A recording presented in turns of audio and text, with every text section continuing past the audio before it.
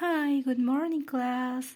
Here Miss Pamela with a new video in which we're going to work with your homework notebook. So we're going to open our book on page 59 and we're going to look for this picture, for this drawing. Go for your homework notebook. Very good. So we're going to name the weather and color the picture. How's the weather, guys? How's the weather? That's correct.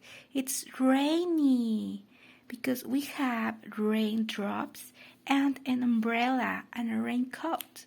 So we're going to use our crayons or colors to create a picture. For example, what color is this? Green. Very good. We can use our green crayon to color the frog. And what color is this? Blue. Blue for the raindrops. Great job. And what color can we use for the umbrella?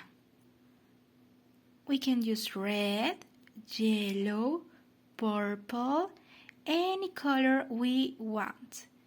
Very good. Now guys, it's your turn to do your great job.